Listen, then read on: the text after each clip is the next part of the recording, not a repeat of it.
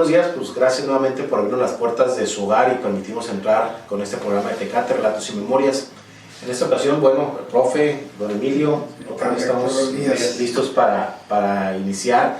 Recordemos que la semana pasada, bueno, tuvimos unos invitados presentando un libro y bueno, estuvo el profe y don Emilio en cámara, estuvieron atrás, pero bueno, hoy sí ya nuevamente estamos los tres. Buenos días, profe, ya dijimos, buenos días, don Emilio. Buenos días, Héctor, profe. Aunque ya un poco fuera de tiempo y retrasados porque se conmemoró el aniversario de la expropiación petrolera, ya ese programa lo habíamos pasado la semana pasada, pero fue algo especial, entonces ahora retomaremos un poco ese tema, ¿no? Y sobre todo porque, bueno, ya la situación ha cambiado, ya esto de la expropiación petrolera pues se conmemora, pero en realidad con las nuevas reformas ya, pues bueno, eso queda atrás, ya quedará solamente como mero recuerdo, ¿no?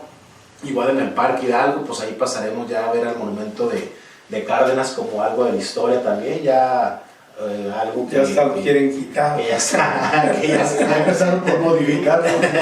Entonces, bueno, hablaremos un poco sobre esto. Lo otro, la idea es hablar también, aprovechando el tema, sobre las gasolineras de Tecate, un poco de dónde se traía el petróleo y la gasolina previo a lo que era la expropiación. Y bueno, vamos a ver que después de la expropiación, por lo menos en Baja California, pues la cosa del petróleo y la gasolina pues seguía siendo norteamericano, ¿no? O Estados Unidos. Entonces, bueno, pues empezamos, si gustan, profe, ¿qué le parece? Empezamos con algunas de las efemérides que ya teníamos rato que no las mencionábamos. Sí, bueno, fíjense que ahora como está de moda lo del ferrocarril, ya de Sausal, Tecate, pues ha habido mucho movimiento al respecto. Y aquí tengo una efemérides que la consigna de José Alfredo Gómez Estrada, el director del instituto. ¿Aún eso o ya no? No, ya no. Ya no es. Ya cambió. El amigo Rogers. Entré ¿quién? Rogelio Ruiz es el actual director. Ah, qué bien. Doctor Rogelio Ruiz. Bien, pues Alfredo Gómez Estrada, ex director del Instituto de Investigaciones Históricas de la OBC, en coordinación con Araceli Almaraz Alvarado, escribieron Inversiones, colonización y desarrollo económico en el noroeste de México de 1870 a 1940. Precisamente el 26 de marzo, que hoy sería un aniversario, de 1884, una nueva concesión fue otorgada a José T. Cuellar, que yo le he buscado y no he encontrado nada de él. Dice, quien hizo esfuerzos para reactivar el proyecto de la construcción del ferrocarril. O sea que yo no sé si estas personas que están encargadas del trazo de la vía tomen como antecedente, porque se hicieron muchos esfuerzos por crear vías ferrocarrileras en esta región, dada la minería tan abundante que había en esa época. No sé si los tomarán como base. Y otra de las cosas muy importantes ahí es que hay que ver que el camino precisamente que tiene, pues ya ahorita actualmente andaremos arriba cerca de los 200 años, quiere decir que ese camino trazado y transitado, desde la época de Juan Bautista de Anza, fue gran parte precisamente de un interés de cómo comunicar, ¿verdad? Lo que viene siendo, bueno, Yuma fundado en 1850, pero que el camino andado ya estaba desde los tiempos de los sonorenses, ¿no? Cuando van y fundan lo que viene siendo el actual San Francisco. Entonces todas esas brechas, todos los caminos hechos con anterioridad fueron muchas las veces ese auge, ese transitar. Hubo gente que se atreve a invertir y buscando de esa manera comunicar con más rapidez, eso se debe a que el tren viene a desplazar las travesías de las diligencias y todas esas cosas, pero eso fue uno de los intereses, ¿no? Sí. Según la historia, así es. Incluso Bandini invirtió gran parte de su fortuna para explotar las minas que encontró en Valle de Guadalupe, en esta área de acá. Así es. Y desgraciadamente pues no le tocó nada de eso, no, pues en el 59 se nos adelantó. Así es. Muy bien, bueno, con esto todos damos paso a lo que es, gracias profe, damos paso a... No, hay otra profe que nos... Hay una donde se refiere a Tecate. A ver. Vamos. Muy interesante, fíjate.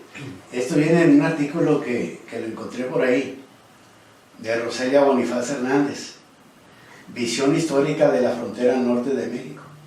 En el tomo quinto viene el artículo de ella, de la Revolución a la Segunda Guerra Mundial. Fíjense que ahí dice que José María Leiva, el 26 de marzo de 1911, dice él y sus hombres regresaron a Mexicali. ¿Se acuerdan que vino a ayudar a recuperar Tecate? Así es. Pero lo derrotaron, pero apabullantemente. Entonces tuvo que regresar el 26 de marzo de 1911, pero le fue como en feria porque lo tacharon de incompetente, de negligente, etcétera, etcétera. El caso es que le quitaron el mando. Bueno, aquí, nada más para contextualizar, el profe está hablando del movimiento de 1911, ¿no? Sí, Ese periodo sí. Que hablamos de las primeros, bueno, la primera mitad de 1911, donde hay un intento por anexar la Baja California, entre otras cosas. No había quien sí tenía los intereses de anexar y había otros que venían solamente para ver qué partidas sacaban. Y bueno, también había algunos que traen estas ideas revolucionarias, ¿no? Entonces ahí todavía hay diferentes versiones que yo creo que ahí le dedicaremos nuevamente otro programa. Claro. Sí, yo creo que... Más para contextualizarlo. Sí, ¿no? ese tema que toca Héctor y el profesor Bodilla es interesantísimo. Hay que ver que esto tiene su inicio en Mexicali en el 29 de enero, pero Tecate en la historia, en esa página que se escribió, es muy rica, es muy rica y ese pasaje histórico pues concluye en el mes de junio, o sea que hay tiempo para poder platicar algo al respecto, pero muy bien recordado en este momento. Así es. Muy bien, profe, otra efeméride. No, pues hay bastantes. Pues otra, profe. Fíjese que dice, ahora con el aniversario de la fundación de Mexicali, que lo festejaron el 14 de marzo, pues hubo muchos artículos. Hay un libro que me encontré el año pasado, dice Mexicali, escenarios y personajes. Son varios compiladores, Gabriel Trujillo Muñoz, Edgar Gómez Castellanos, Gustavo Ángeles. Él escribe un artículo ahí que se llama Las exploraciones del siglo XVIII, Mexicali, una flor en el desierto, que viene en la revista Letras de Baja California, en 1968. En la página 23 dice, fíjense este dato, dice, el otro 27 de marzo de 1776, otro grupo más numeroso, estamos hablando de expedicionarios, sí, así es, de la Alta California, que fue el que formó más tarde la ciudad de San Francisco. Fíjense qué curioso, ¿no? Yo creo que estas personas ni idea tenían de lo que iban a fundar, ¿no? Ahora San Francisco, pues... Claro. Sí, pues eran personas que andaban buscando una mejor manera de vivir o tener mejor recursos y cuando se desplazaron de hecho, los intereses de colonizar la Alta California fueron otros, desde luego, ¿verdad? Pero también no iba nada más a... Bueno, era de retener las invasiones, ¿no? Las invasiones que se estaban dando vamos a decir, por extranjeros en ese entonces, pero claro que había otro, cómo se iban a sostener, tenían que buscar una mejor manera de vivir, como tú lo dices, Héctor, se tiene que buscar para subsistir, vaya. Así es, sí. Bueno, pues si gustan, pasamos a lo que es el programa, al tema, y bueno, iniciemos con lo que es la exploración petrolera, ¿no? Claro. Que lo tenemos como el 18 de marzo de 1938. Sin embargo, bueno, sabemos que esto empieza años atrás, ¿no? En el 35, finales del 34, por ahí empieza este movimiento que terminará, o esta parte de la historia que terminará con la expropiación petrolera. Aquí tendremos que decir y dar un contexto a las personas que nos están viendo, que tendremos que entender que todavía desde el Porfiriato, si no mal recuerdo, ya hay inversión extranjera en lo que es el petróleo en México, ¿no? Prácticamente había recursos ingleses y capital norteamericano específicamente. No recuerdo si algo de los franceses y un poco de alemán, pero seguro es ingleses y norteamericanos. Eran los que tenían ahí sus inversiones. Y desde luego la maquinaria o lo que era la tecnología que utilizaban, pues era de esos países de origen, ¿no? De quienes estaban invirtiendo el capital. Claro que las condiciones de trabajo no eran las idóneas o comparadas con el de ahora, pues nada que ver, ¿no? Entonces, en el año 35, 36, hay bueno, 36 porque es con Lázaro Cárdenas, que hay una modificación ahí en la ley, en donde las empresas norteamericanas o las empresas petroleras tendrán que negociar, digamos, lo que eran los salarios y negociar las prestaciones y todo esto con los trabajadores, es decir, darle una mayor participación y mayor entrada a los sindicatos, básicamente, ¿no? Entonces, las compañías norteamericanas o las compañías petroleras extranjeras no les pareció esta idea de que tuvieran que negociar salarios y prestaciones con los trabajadores, por lo tanto, no acataron esta reforma, ¿no?, a la ley. Entonces, esto sigue un proceso jurídico en donde la Suprema Corte de Justicia, ahora sí le obliga a los empresarios petroleros que tienen que reconocer a los trabajadores y que, bueno, tienen que darles que negociar con ellos estos salarios, etc., ¿no? Bueno, a grandes rasgos, los empresarios extranjeros no quieren acatar estas órdenes, continúan haciendo de las suyas. Los obreros petroleros se van a huelga, o empiezan ahí una pequeña huelga parcial, y los empresarios petroleros asumen que tienen buenas reservas en otras partes del mundo, en Estados Unidos, básicamente en Inglaterra, y con ese petróleo pues podrán aguantar la huelga, ¿no? Y que mientras la necesidad de gasolinas y petróleo en México, más pues desde luego la falta de trabajo y de salario de los trabajadores, pues ellos rápidamente tendrán que acceder y pues doblar las manitas y aceptar las condiciones extranjeras, ¿no? Dado esto, pues resulta que los trabajadores aguantan muy bien, y es ahí donde creo que entra Lázaro Cárdenas un poco a mediar como presidente, donde pues ahí intentan negociar tanto con los empresarios extranjeros como con los trabajadores, en los cuales pues les dice que hay un edicto que tiene que cumplir, ellos no quieren, y se les está pidiendo algo así como 26 millones o 40 millones, de 26 pasa a 40 millones de pesos por salarios caídos, etcétera, a los trabajadores del petróleo, ¿no? Pero aquí previamente eso va a pasar algo importante, que los trabajadores se van a empezar a agrupar en un sindicato único de trabajadores petroleros, ¿no? Así es. Entonces la idea es que hacen un contrato colectivo que se les iba a presentar a cada una de las compañías extranjeras petroleras, y esta la tenían que aceptar, cosa que desde luego no sucedió, y es donde va a venir nuevamente o se va a agudizar esta huelga que van a tener los petroleros, ¿no?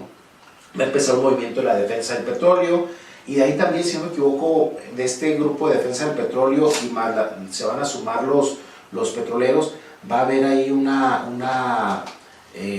va a surgir lo que conocemos ahora como la CTM, o la Confederación de Trabajadores de la República Mexicana, ¿no? Algo así.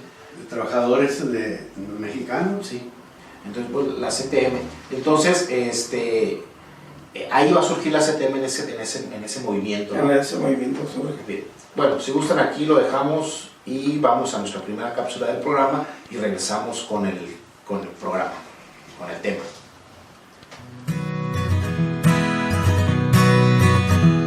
Bienvenidos, mi nombre es Liliana Ruiz y estamos el día de hoy en el Museo Comunitario de Tecate.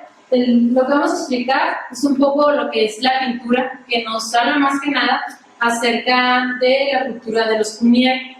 Los Kumeyaay pues, era un grupo que habitaba gran parte de la región de lo que hoy es el municipio de Tecate, y observando un poco la pintura podemos hablar del desenvolvimiento que ellos tenían sobre su extenso territorio, pues no solo habitaban Tecate, sino lo que hoy es Tijuana, Rosarito, el norte de Ensenada y el sur de California en Estados Unidos. Iniciando con esta parte, habla un poco sobre la vida de los comunidades que tenían en las montañas, que allá llevaban a cabo un evento que se le llamaba Curicuri. Era un evento que duraba un mes aproximadamente o mucho más tiempo, y la gente que se reunía llegaba a casi más de 500, 600 personas. ¿Qué se hacía? Uno de sus tantos eventos que realizaban eran estos inicios para pasar a la edad adulta, en donde el anciano más sabio o más adulto, unos meses antes de la ceremonia, cuidaba y protegía a una águila, y en la ceremonia en sí la sacrificaba, pues había todo un conocimiento de por medio. ¿Qué otros elementos? Explicando un poco la pintura, tanto hombres como mujeres traen pintados sus cuerpos, que era una forma elegante de asistir al lugar. En el caso de la mujer, además de tener fines estéticos, representaba su condición social, si estaba soltera, casada o viuda. En este caso, los collares y las pulseras representaban la cantidad de hijos que tenían. Tanto hombres como mujeres tenían su cabello muy, muy largo. La única forma que hacían cortarlo era cuando fallecía un ser querido para ellos, que era una señal de duelo. Todo este cabello que reunían se lo entregaban al chamán, y el chamán los hilaba, los tejía, de tal forma que se iba una capa de cabeza a los pies. Estas eran muy significativas, y al año de que había fallecido la persona, se hacía una fiesta en su honor, donde se llevaban todas sus pertenencias, pues no había esto de pasar los objetos a alguien más porque traía mala suerte.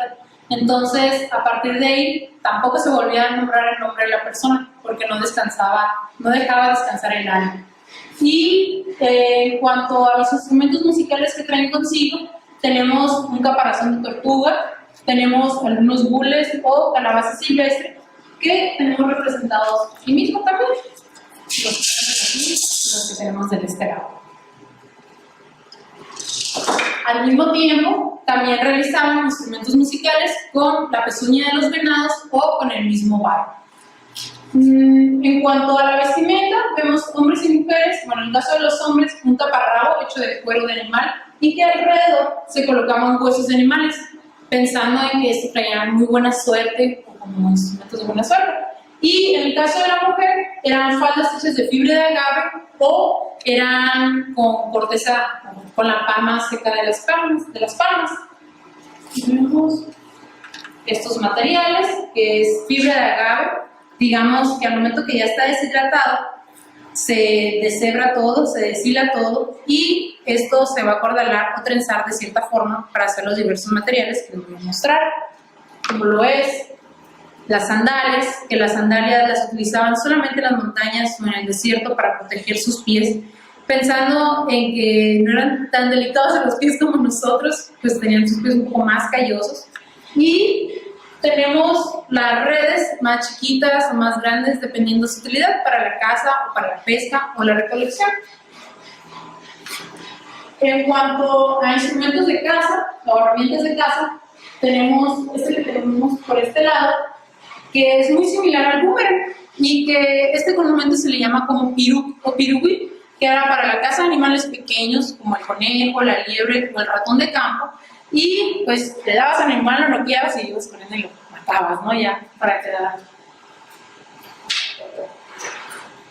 Lo que son los arcos y las flechas, en las flechas se le colocaban plumas de halcón o de gavilán.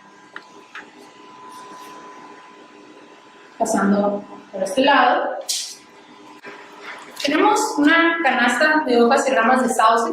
El sauce es una hoja muy verde y muy delgada, y cuando se elaboran deben estar muy humedecidas y muy mojadas para darle forma. También se les llama graneros, y había diferentes tamaños, más grandes que yo o más pequeñas. Estas se colocaban arriba de los árboles para evitar que los animales las consumieran. Lo que tengo dentro de ella es la bellota, que es la semilla más sagrada para los comunidades, y su árbol, por ende, también es muy importante, que es el encino.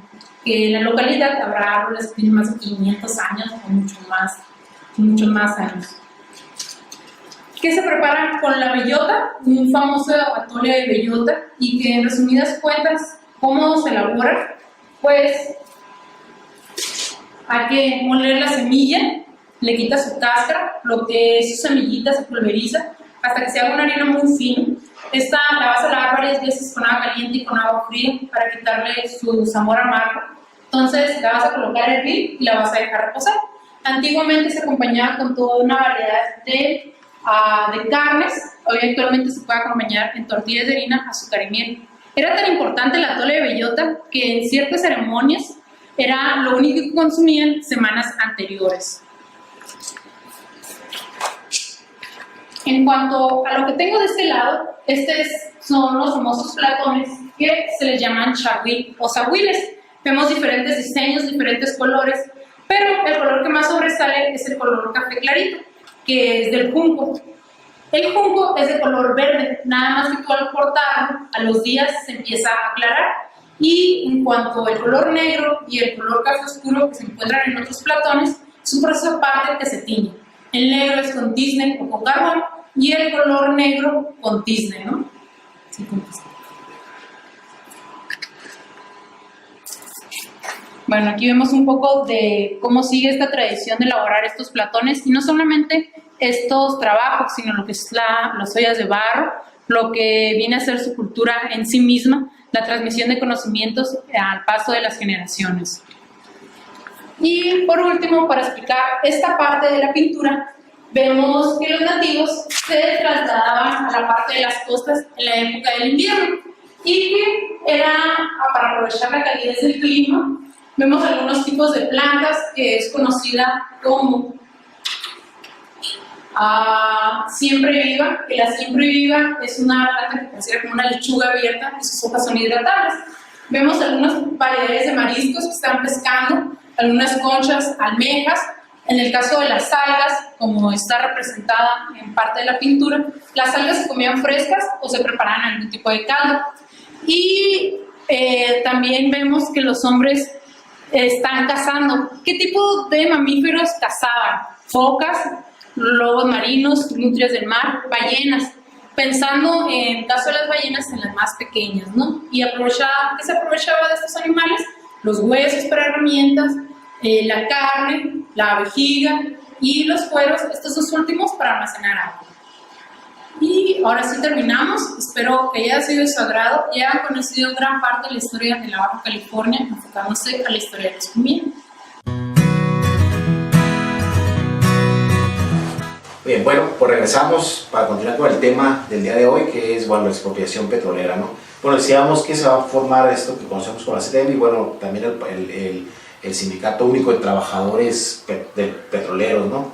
Y bueno, la huelga va a continuar hasta que el presidente ya el 18 de marzo, justamente, pues dice que a las 8 de la noche, seguramente en la Ciudad de México, va a reunir a parte de su gabinete a puerta cerrada y va a decidir que pues va a darles a conocer su decisión, que va a ser la expropiación del petróleo en México, ¿no? Y bueno, sus razones sería justamente que es parte importante para la nación y que está en peligro la soberanía del país, en donde los extranjeros se les dieron como oportunidades para acatar las leyes y las órdenes que les han dado y que no quisieron cumplir. Y que además algo muy importante que él menciona también dentro de su discurso, que lo pueden ver en línea seguramente, es que a pesar de que se habían constituido para poder entrar a México con estas concesiones de petróleo, se habían constituido como empresas mexicanas, aunque el capital es extranjero, pero se habían constituido como empresas mexicanas y que por lo tanto estaban reguladas bajo las leyes mexicanas, ¿no? Entonces, en este caso, a pesar de eso, decidieron no acatar estas órdenes o estas leyes y por lo tanto es que toma la decisión por el bien de la nación, de los trabajadores mexicanos, de la industria y el desarrollo de México, va a tomar la decisión de expropiarlo, ¿no? Y bueno, de aquí seguramente ustedes recordarán lo que va a pasar alrededor de esto, ¿no? Cómo la gente... Ese es importante, ese es dentro, yo digo, lo romántico de esa página histórica, ¿no? Porque es ahí donde también nace aquello que el petróleo es de los mexicanos y que nunca hemos visto nada, ¿no? Pero sí, el pueblo mexicano hay que reconocer que familias completas, niños, niñas, padres de familia, van con sus aportaciones precisamente. Si en algo hacía falta, ahí estaba el pueblo mexicano para hacer partícipe con esa nacionalidad, ¿verdad? Dicen que llevaban gallinas, puercos y cuánta cosa había en su casa para darle al pueblo mexicano, para fortalecer esa lucha. Eso es algo muy importante que a mí me llama mucho la atención y que de hecho, bueno, pues si en un momento dado, en esa época fue algo que se expresó que ahora sí el petróleo era de nosotros, pues yo nunca he visto nada, ¿verdad? Porque seguimos de otra manera, ¿no? Hay que entenderlo, ¿no? Bueno, hay quien diría que no vimos nada, como en el caso de Estados Unidos, que les dan una lana y les llega a su casa, ¿no? Aquí en nuestro caso pues nos dirán, pues se ve la pavimentación, se ve el alumbrado público, se ve la educación, y bueno, ahí... Pregúntame a mí de la pavimentación, ¿no? Bueno, en fin, pero todo es generado por el impuesto de quienes en un momento lo dejamos, algo tenemos que hacer, pero yo donde a mí de veras me gusta esa entrega de las familias, ¿no? En ese pasaje histórico. Sí, es de cuando se da la noticia, pues están las crónicas en donde habla que hubo una manifestación en apoyo. Así es. Cosa rara en México, ¿no? Pero esta manifestación en apoyo, en donde menciona que, yo no sé, seguramente las cifras están infladas, ¿no? Pero pues es lo que nos llega a nosotros, de 100,000 personas en manifestación en apoyo a esta decisión del presidente, ¿no? Sí. Y además, posteriormente, desde luego, lo que son los trabajadores mexicanos, etcétera, ¿no? Hay una gran manifestación, y que esto, como dice el video, pues se va a ver todavía del apoyo y la felicidad o contento de los mexicanos del momento al aportar por lo poco y lo mucho que tenían para pagar esta deuda que se había adquirido al expropiar el petróleo, ¿no? Las compañías petroleras. Y también hay un pasaje interesante donde menciona que, bueno, en todo caso las compañías europeas, las compañías petroleras, pues de luego que las norteamericanas fueron ante su gobierno a buscar apoyo para revertir esta decisión del gobierno, en lo cual el gobierno norteamericano, pues al menos diplomáticamente se mantuvo al margen, no participó, y claro que tendrá que ver que quizá ya estaban volteando un poco más hacia las preocupaciones de Europa, en donde pues estaba en un año más o meses después iniciar lo que sea la Segunda Guerra Mundial. Entonces también eso creo que motivó a que los norteamericanos tomaran con cautela la decisión de presionar al gobierno mexicano y lo prefirieran tener ese momento más de aliado que de enemigo, ¿no? Sí, más a su lado. Sí, porque había ofertas del gobierno alemán, por ejemplo, de aliarse con México para invadir Estados Unidos. Y que ahí durante el conflicto además es interesante la importancia del petróleo, ¿no? Es decir, desde luego que es mejor que México estuviera dándole o no dándole, sino surtiendo de petróleo a los Estados Unidos, porque bien dice usted, ya había también posibilidades de, pues si los Estados Unidos no querían y era enemigo, pues ofrecerlo a los europeos, ¿no? Entonces fue una coyuntura importante, histórica, y sobre todo en este paso de historia universal, en donde permitió que se diera esta expropiación, ¿no? Quizás si hubiera sido unos años antes, esto no hubiera sido posible, pero bajo el contexto internacional que se viene en el momento, lo permitió, ¿no? Sí. Entonces, bueno, y ahora el asunto es, decimos, como las personas aportaron poco mucho para pagar esta deuda también, pues también habría que mencionar, bueno, qué pasó o qué pasaba aquí en Tecate, en la frontera, antes de la expropiación petrolera y también después, que hay algunos detalles, ¿no?, que tenemos que mencionar. Por ejemplo, aquí en Tecate, pues se sabe, yo lo que he escuchado, que había gasolineras de marca norteamericana previo a la expropiación y también después a la expropiación, ¿no? Es decir, por ejemplo, estaba el señor Flores, si no me equivoco, y bueno, aquí yo creo que trae más información sobre estas gasolineras y sobre este tipo de negocio, ¿no? Bueno, este combustible, de hecho, era básico precisamente para la economía en aquel entonces en Tecate. Hay que recordar que Tanamá nace siendo un pueblo minero, hay que reconocerlo, ¿no? Como pueblo, o sea, que es un asentamiento indígena, pero ya con la llegada de los colonizadores se reconoce como un pueblo minero, y para ese pueblo minero, pues de hecho se ocupaba de combustible. Hay pasajes de la historia aquí en Tecate que el petróleo, la gasolina, la llevaban en carretas por el camino antiguo, que lo conocemos bastante bien, ¿verdad? Todavía quedan bastantes huellas, vaya, de esa ruta, de esa brecha que había. Y pues sí, efectivamente esa gasolina la llevaban a Panamá precisamente para las minas, ¿no? Ese combustible era básico para explotar las minas. Entonces, y como digo, vuelvo a repetirlo, lo llevaban en carretas y pues nacen las gasolineras con el tiempo, pero toda esa gasolina no era, vamos a decir, que venía de Estados Unidos, ¿no? Se compraba en Estados Unidos y la distribuían aquí en Tecate, uno de los primeros distribuidores que tiene, si la memoria no me falla y que alguien me haya dado la información, pues fue la primera gasolinera, estuvo lo que viene siendo por la calle de la Huerta, ¿no? La calle de la Huerta precisamente es donde fue la primera puerta de cervecería. Ahí hasta ahí me acuerdo que había un pequeño túnel, ¿no? Cuando se hace la segunda etapa de cervecería, entonces queda como túnel esa famosa puerta para dirigirse al ferrocarril.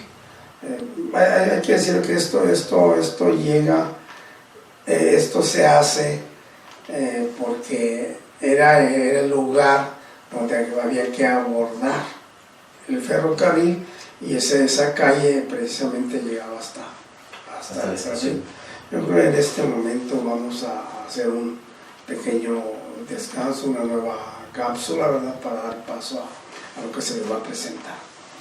Muy bien, bueno, pues pasamos a la cápsula y ahorita regresamos.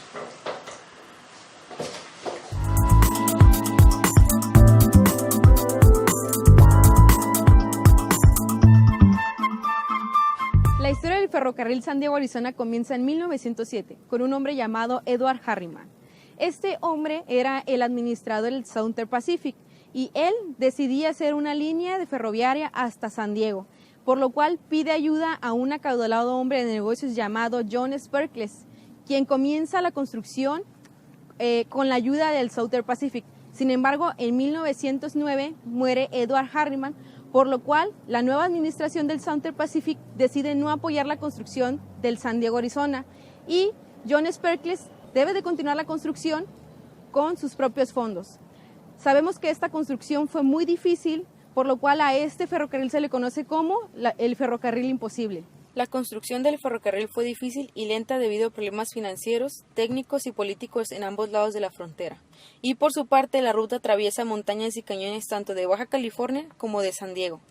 En 1910, el San Diego, Arizona llegó a Tijuana y los primeros trenes de pasajeros empezaron a llevar viajes especiales desde San Diego hasta el balneario de Agua Caliente, entonces conocido como Tía Juana Hot Springs.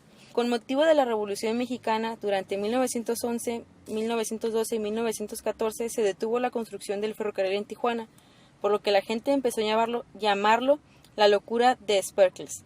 Mientras tanto, este empresario enfrentaba constantes problemas económicos, a pesar de lo cual logró que la línea llegara hasta Tecate en 1914. En enero de 1916, fuertes inundaciones dañaron el equipo de la vía y los campamentos de trabajadores a lo largo del arroyo Creek. Como respuesta a esta situación, Sperkles ordenó que se repararan y que continuaran los trabajos. En septiembre de ese mismo año, el ferrocarril llegó a Campo, California. En 1917, el gobierno mexicano tomó control de todos los ferrocarriles del país, los denominó ferrocarriles constitucionales y detuvo la construcción del San Diego, Arizona de nuevo. De 1917 a 1918, los trabajos avanzaron poco debido a nuevos arreglos financieros que se tuvieron que hacer entre Sperkles y una nueva administración del Southern Pacific por la fusión de otros ferrocarriles de Sperkles con el sistema de San Diego, Arizona, la requisición de todos los ferrocarriles y el paro en la construcción por el gobierno de los Estados Unidos durante la Primera Guerra Mundial. Sin embargo, debido a su estratégico valor después de una visita de Sperkles a Washington, D.C., en mayo de 1918 el San Diego, Arizona fue devuelto a sus propietarios y se les permitió continuar con la obra. En junio de 1918 la línea llegó hasta Jacumba, California, y el 15 de noviembre de 1919 al este del túnel 8, en donde John Sperkles colocó el clavo de oro, terminando así la construcción de la línea. Sperkles describió el suceso como el momento más feliz de su vida. El costo total de la empresa fue de $18 millones. La línea quedó conformada por 23 túneles y 14 puentes. El San Diego, Arizona fue construido siguiendo los estándares de calidad y las especificaciones del Southern Pacific, con todo el material traído de los Estados Unidos, aún en el tramo mexicano. Esta fue la última línea transcontinental terminada en Estados Unidos. El ferrocarril San Diego, Arizona tuvo muchos problemas para su funcionamiento, principalmente en la cañada de Carrizo, a causa de numerosos derrumbes y avalanchas. Los productos agrícolas y la carga de paso era su principal fuente de ingreso, así como el casino de Aguacaliente y el hipódromo, durante la época de la prohibición de bebidas alcohólicas, es decir, Ley Volstead o Ley Seca. Hasta 1942, la falta de una carretera pavimentada que conectara Baja California con el centro de México favoreció el servicio de pasajeros por muchos años.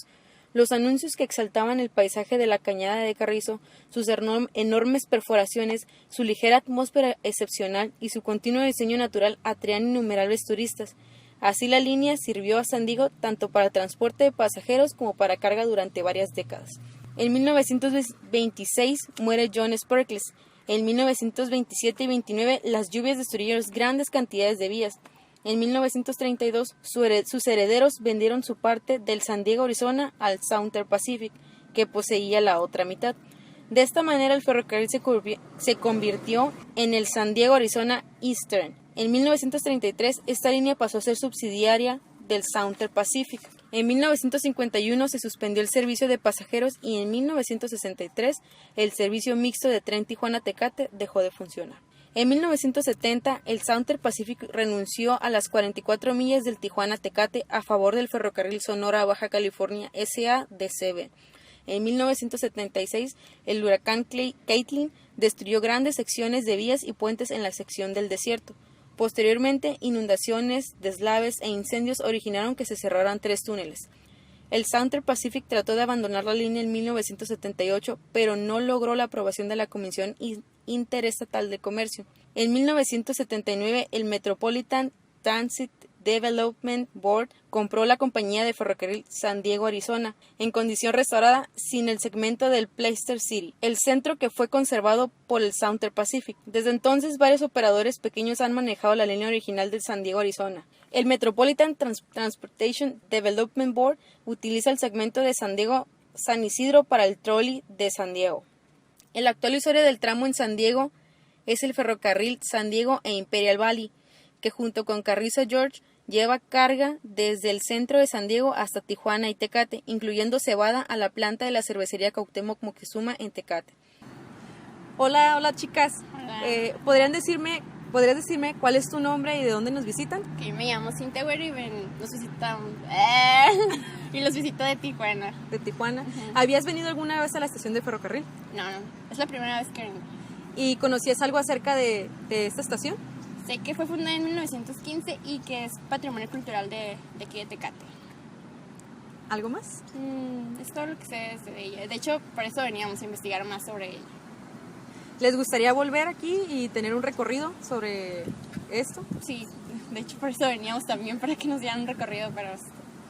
Okay, pues muchas gracias. Nos da mucho gusto tener gente de fuera aquí recorriendo el patrimonio cultural de Tecate, y que no solamente es lo único que hay, sino que puedan visitar otras partes.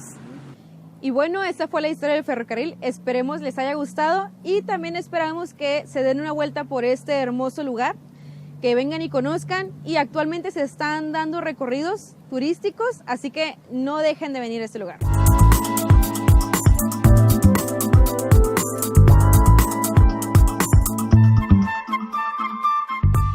Regresamos entonces para terminar con esta tercera parte del programa. Bueno, nos quedamos en lo que mencionaba don Emilio que es justamente la gasolinera que daba en la calle donde bajaba directamente a la estación del ferrocarril. Sí, ahí se puso por primera vez la distribución de gasolina, ¿no? De don Silvestre Flores. Creo que en algún momento comentaron la marca que era, no sé si en el libro de Viviana venía. No sé si era la Pegaso o algo así. Sí, que era gasolineras Pegaso. Que era el país de Estados Unidos, ¿no? Sí, de hecho, así es. Inclusive todavía nos tocó ver ese famoso como un caballo, ¿no? Con alas. Un caballo al lado. Blanco, Sí, con fondo azul, ¿no? Así es. Sí, eso todavía. Caballo de Hércules. ¿Ah? Ese todavía esa una manera de representar esas gasolineras todavía la tuvieron rumorosa. Fue la última vez que lo vi yo en la gasolinera en el Emporio. Ahí están todavía y todavía se encuentra lo que viene siendo la isla, ¿no? Donde se sentaban las bombas. Eso es lo que, pues sí, precisamente nace esa gasolinera con la familia Flores. Había que investigar un poquito más de las gasolineras, porque yo tengo ese dato que ahí nacen las gasolineras, y posteriormente en 1952, cuando se abre la avenida Juárez, entonces los señores Flores abren lo que viene siendo actualmente la gasolinera Santa Fe, ¿no? Y posteriormente, bueno, surgen otras gasolineras que muy importante. Pero ahí sí ya son petróleos mexicanos, ¿no? Porque bueno, yo lo que tengo es en los 40, 30 y tantos 40 cuando surgen las otras. Porque, bueno, antes de entrar yo encontré ahí buscando información que, por ejemplo, en el caso de Baja California hay un contrato que firma el gobierno mexicano, bueno, el representante del gobierno mexicano, con un extranjero norteamericano, que es con el señor Carlos Vega Schiaffiano, en 1908, está firmado el 17 de diciembre de 1908, el contrato pide la concesión para la exploración y la explotación de petróleo e hidrógeno, si no me equivoco, aquí en terrenos federales de Baja California, en donde por 7 años le dan esta concesión, y el señor Carlos Vega se compromete a invertir $100,000, 100 mil pesos en esta compañía o en esta empresa. Claro, dentro del contrato estipula que el gobierno mexicano le dará, o quedará este personaje quedará exento para importar toda la maquinaria por única ocasión, toda la maquinaria que necesite para hacer esta exploración y esta explotación, ¿no?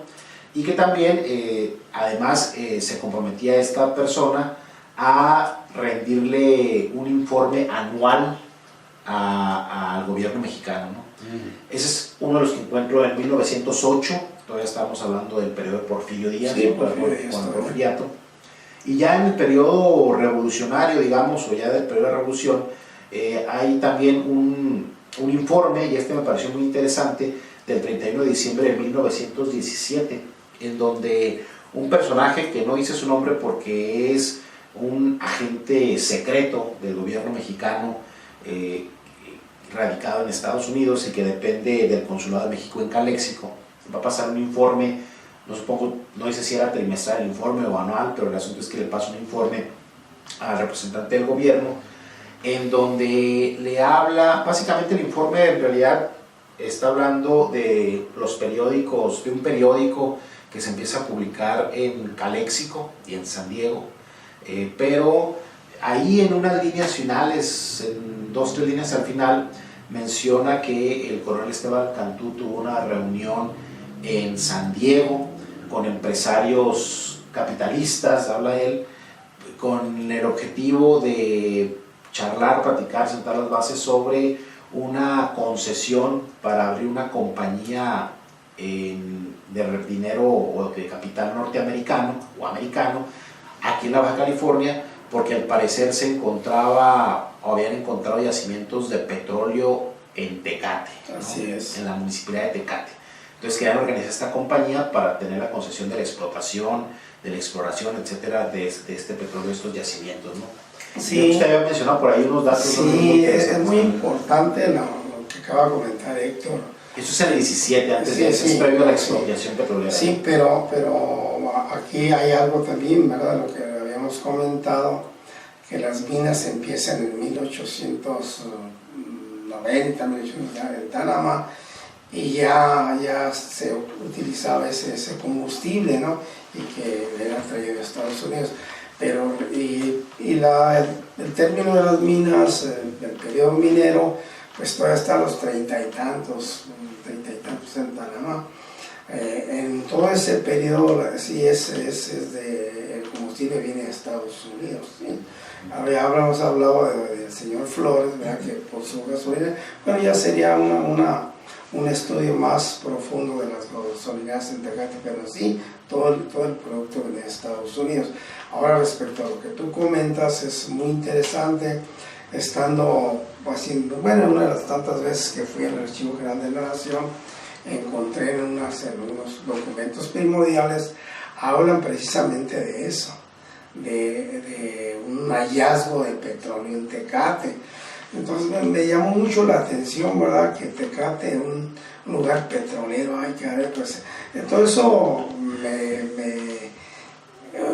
nació una inquietud de mi parte de andar metiéndome aquí y ahí, a ver quién conocía esos nacimientos y dónde estaban. Bien, pues justamente en una de las tantas entrevistas que le hice yo al señor Flores como pioneros de las gasolineras en Tecate, ¿verdad? Dije, señor Flores, ¿qué pasa con el petróleo? Digo, con el petróleo en Tecate. Dice, sí, cómo no, es muy atento, la verdad, y muy acertado. Dice, mire, hay un camino antiguo a Tanamá que pasa por mis terrenos. El día que quiera vamos, lo comprobamos. Caminamos por ese lugar.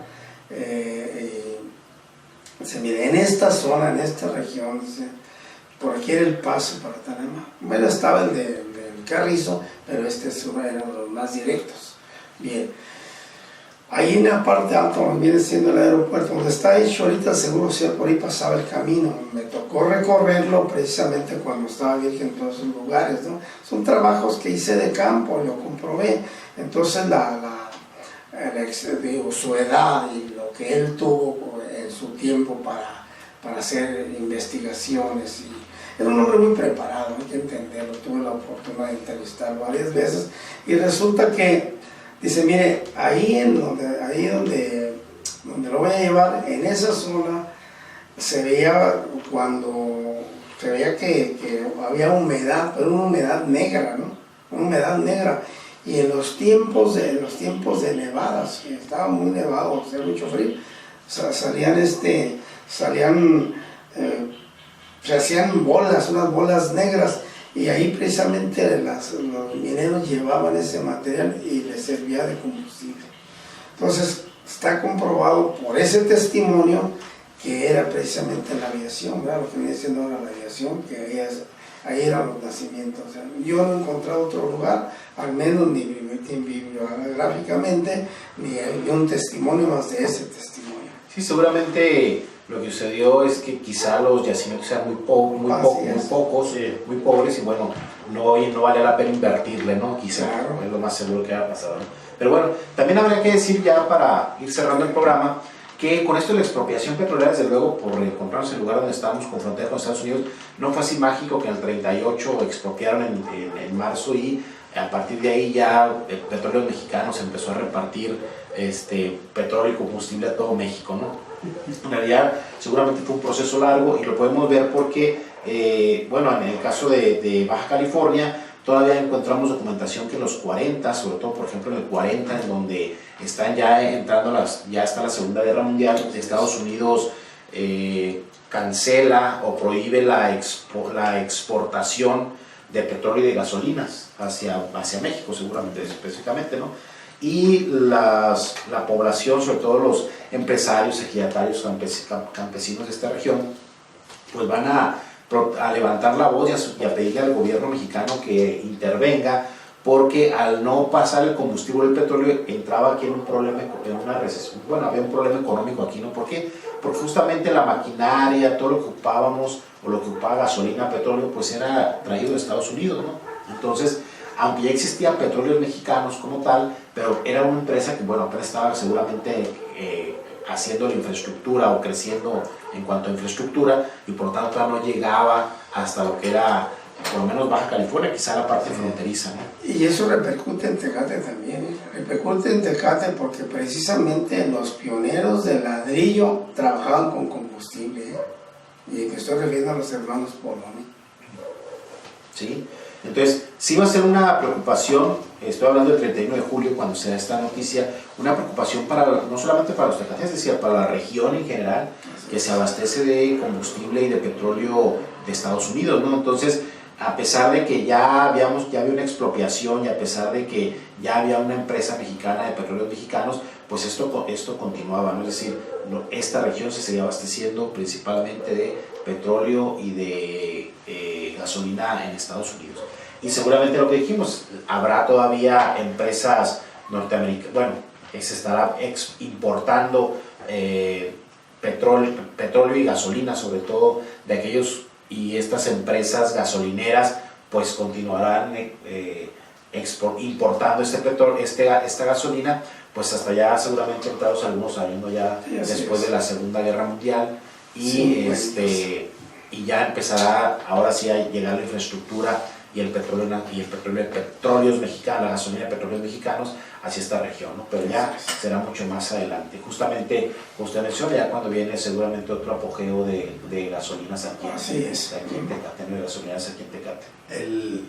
En días pasados escuché en la radio la noticia de que la Gulf ya va a abrir ahora en abril una gasolinera en Tierra Blanca, Veracruz. Esa es la primera, pero tienen inmediatamente a abrir otras 20 en varias ciudades hasta abarcar toda la... Pues sí, seguramente será la primera empresa de varias que empezarán a incursionar en el mercado, ¿no? En nuestro caso, como mexicanos, bueno, pues esperemos que eso, como decía el gobierno, en verdad repercuta en un mejor precio de la gasolina y que sea más económica y podamos decidir dónde comprarla y adquirirla, ¿no? Sí, porque de eso produce la competencia. Cuando hay competencia, pues cada quien trata de dar mejores condiciones de venta. Pues sí, aunque yo también diría, si la competencia es cara, si aquí me tiene el litro caro, voy a buscarle un centavo más barato y entro en la competencia, ¿no? ¿Por qué voy a perderle? ¿Por qué va a dar tan barato cuando le puedo ganar 3 pesos más, ¿no? Pero bueno, eso ya será para sobre la marcha, ¿no? Muy bien. Bueno, pues con esto terminamos el programa del día de hoy. Los esperamos la próxima semana. Agradecemos a los jóvenes que nos apoyan en la grabación, desde luego a Rubén, que está atrás de cámaras, atrás de ahí en los controles, a medios, desde luego también. Y pues bueno, nos vemos la próxima semana, profe.